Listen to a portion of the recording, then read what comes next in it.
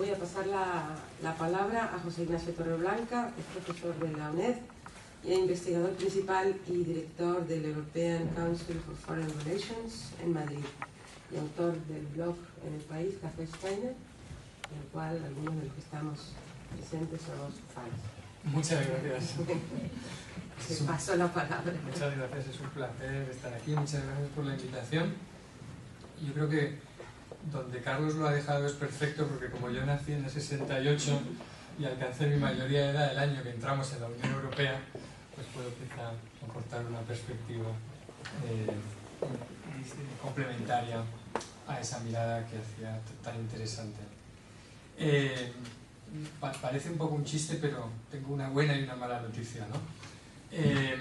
La buena noticia es que, repasando, porque como siempre a final de año se nos pide que hagamos balance del año, pues no hay nada como irse al balance que hizo uno el año anterior por estas fechas. Y yo creo que la buena noticia de este año, pensando en cómo despedíamos el año en diciembre del año pasado, es que hoy sabemos casi con bastante certeza que el euro se salvará. Esto no estaba garantizado por estas fechas hace un año. No solo no estaba garantizado que el euro iba a sobrevivir, sino que durante gran parte de este año los mercados han empezado o estuvieron descontando el hecho de que fracasaría, es decir, incorporándolo en sus cuentas. Y de hecho, y en la práctica, redenominando el euro, que todos sabemos que tiene una parte que es igual y otra que es distinta para cada país, fijándose en la que es distinta para cada país. Y por lo tanto, anticipando lo que significaría un colapso del euro. Es verdad que ha habido mucha falta de liderazgo y que las cosas se han hecho siempre, en estos últimos años, se ha hecho demasiado poco y demasiado tarde, y ese ha sido el patrón dominante. A base de hacer demasiado poco y demasiado tarde, por esa pequeña rendija que era la deuda griega, se abrió un gran agujero en el euro y apuntó a llevarse por delante toda una construcción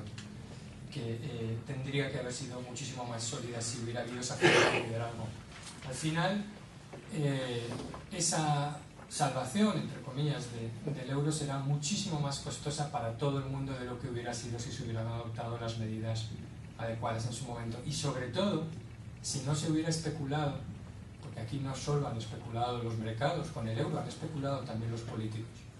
Y durante gran parte todavía de este año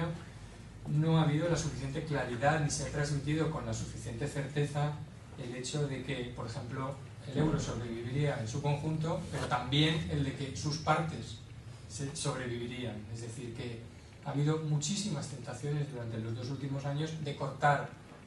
la línea vital o el hilo que unía a Grecia con el euro. Ha habido demasiada gente que ha dejado ver, que estaba haciendo cálculos prácticos de cuánto costaría perder y soltar a Grecia, y ha habido un momento en el que eso ha tenido un coste de incertidumbre tan grande sobre todo el sistema que afortunadamente se han tomado medidas. Creo que ha habido 2 medidas este año importantes. Creo que cuando la canciller alemana Angela Merkel, que creo que es una buena líder para Alemania, aunque quizá no una buena líder para Europa, en su conjunto, entendió por fin, y lo dijo claramente, que si el euro se hundía, Europa se hundía. Es decir, que nos hemos metido, nos guste o no, hasta tal punto dentro de una unión que está basada, que ha adoptado el euro como prácticamente única identidad restante, que entendió claramente que el euro y la construcción europea estaban íntimamente unidos y que por lo tanto estaban mucho más allá de la posibilidad de adoptar decisiones sobre qué partes salvar y qué partes no salvar. Y posteriormente, creo, la decisión del presidente del Banco Central Europeo, Mario Draghi, de por fin dejar bien claros a los mercados, de plantarse delante de ellos y decirles que no jugaran a especular contra la caída del euro, porque perderían, dado que el Banco Central Europeo jugaría con todos sus recursos.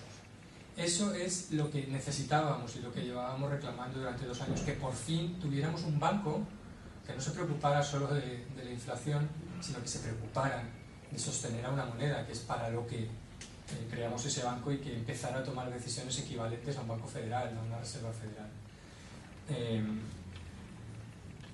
Creo que esos son 2 hechos insoslayables y que nos han dado el suficiente margen para pensar en qué es lo siguiente. Lo siguiente es que, aunque el euro se salve en su conjunto y los países y no vayan a salir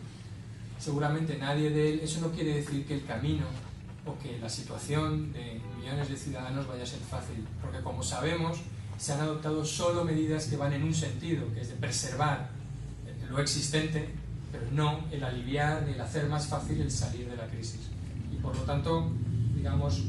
creo que por eso decía, la mala noticia es que va a seguir sin haber liderazgo suficiente para garantizar que el camino que todos sabemos que hay que recorrer inevitablemente para salir de esta crisis sea un camino en el cual Europa acompañe de una forma más positiva a los países como el nuestro y otros que están en dificultades, y efectivamente a los ciudadanos que no van a ser rescatados de la misma manera que han sido rescatados entidades financieras. Por lo tanto, el daño, ¿no?, que han hecho estos años de titubeos y liderazgo está ahí y se manifiesta en muchísimos ámbitos, y yo creo que son evidentes para todo el mundo. Hay un déficit social antes que nada, pero también hay un déficit político. Es decir, que lo que hemos visto estos años es un aumento sostenido de los nacionalismos, de los prejuicios, de los populismos y la fragmentación y la centrifugación de la mayoría de los sistemas políticos y de partidos de muchos países, donde se ha percibido, yo creo que con toda claridad, que hay un vaciamiento de la democracia nacional, cuando la democracia, la soberanía, la autodeterminación es la capacidad de decidir y de que las decisiones que a uno se le impongan hayan sido aprobadas previamente por la gente y por los ciudadanos. Lo que hemos visto en estos años es un vaciamiento de las democracias nacionales. Los gobiernos gobiernan, pero los ciudadanos, aunque los cambien de gobiernos, no consiguen cambiar las políticas. Creo que el caso de Francia es un caso bastante evidente de hasta qué punto un cambio de gobierno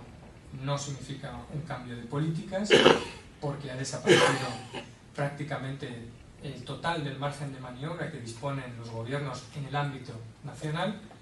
Y sin embargo, este vaciamiento de la democracia en el ámbito nacional no ha sido acompañado con un reforzamiento de esa democracia en el ámbito europeo. Las instituciones europeas, por lo menos la Comisión y el Parlamento Europeo, están haciendo su trabajo, aunque no lo parezca, en el sentido de que los diagnósticos y las propuestas que están saliendo tanto de la Comisión como del Parlamento Europeo son las adecuadas. Si vemos los planes y las hojas de ruta y las propuestas, son propuestas que generarían una salida mucho más cohesionada, mucho más rápida y mucho más efectiva de la crisis. Sin embargo, lo que ocurre en la práctica, y no es una percepción de los ciudadanos solamente, sino es la realidad, es que esas instituciones no tienen poder. Tampoco ellas tienen el poder de hacer que las cosas ocurran en el sentido que piden. Y por lo tanto, si el poder no está en el ámbito nacional, tampoco está en las instituciones europeas, ¿dónde está? Está disperso, está fragmentado y está capturado por actores varios, desde los más fuertes en los mercados, los más fuertes en la política. Quizá hay mucho más poder hoy en Berlín, pero también en Frankfurt de lo que ha habido nunca. Y por lo tanto, yo creo que desde el punto de vista de la acción política es absolutamente necesario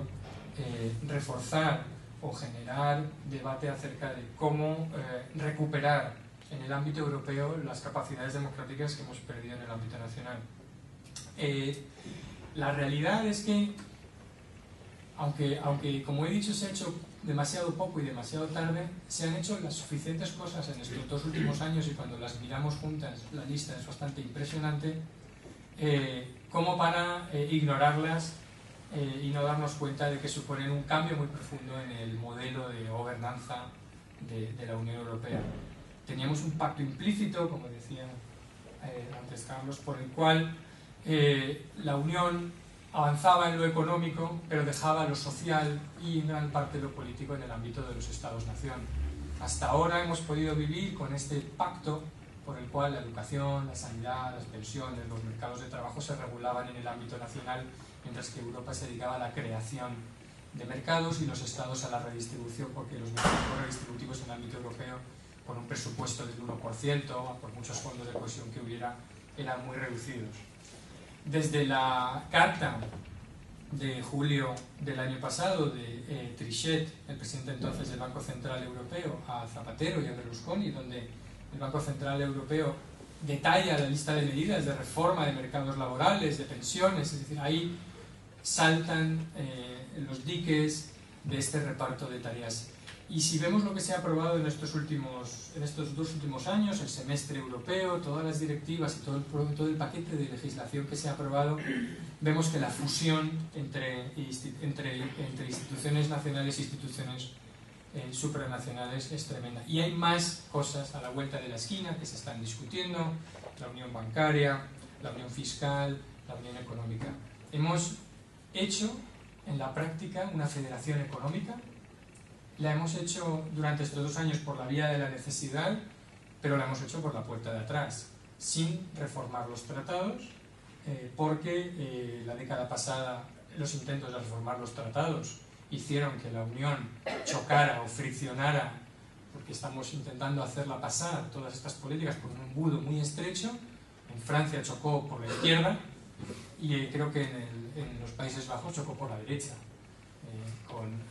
Y a partir de ahí, como la propia carta de Trichet decía, recomendaba, yo creo que de una forma extraordinariamente cínica, recomendaba tanto a Zapatero como a Berlusconi que aprobaran toda esa serie de medidas por decreto,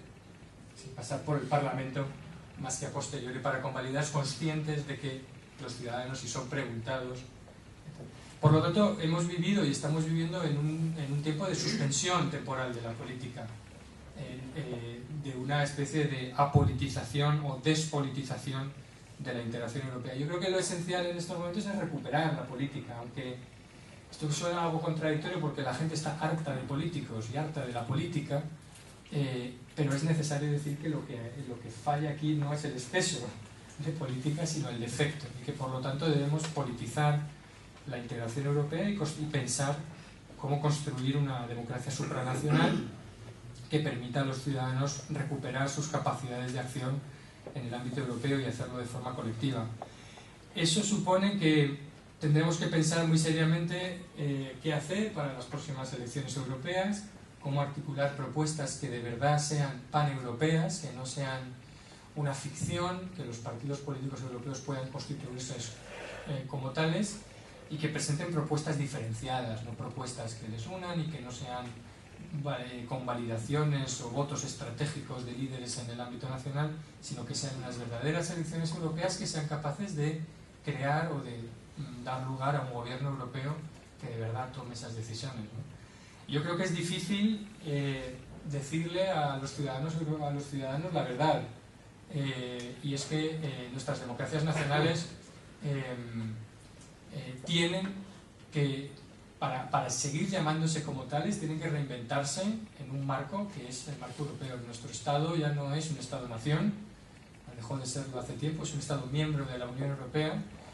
y evidentemente no podemos generar un enfrentamiento entre la democracia en el ámbito nacional y la democracia en el ámbito europeo, sino una complementariedad. Eso requiere también, y quizá termino con esto, hasta ahora creo que bastantes proyectos de democracia supranacional han fallado precisamente porque solo se fijaban en el ámbito europeo y no tenían en cuenta que, como es muy evidente en nuestro país también, solo una democracia capaz en el ámbito nacional será capaz de construir una democracia capaz en el ámbito europeo. Hasta ahora en España hemos tenido una visión que yo creo que ha cumplido su recorrido y que ha sido muy exitosa, pero que es la visión orteguiana de que España, ¿no?, es el problema y Europa es la solución. Bueno, Europa es un problema y para algunas cosas España puede ser la solución, en el sentido de que no tendremos una Europa fuerte si sus partes constitutivas son débiles, ¿no? Y por lo tanto es muy difícil construir un discurso patriótico, nacionalista, que pida el reforzamiento de instituciones nacionales, porque a veces nos cuesta pensar de esta forma, pero es muy necesario saber y pensar que solo las democracias que son nacionalmente fuertes y capaces son capaces de construir una Europa para los ciudadanos, y que por lo tanto no debemos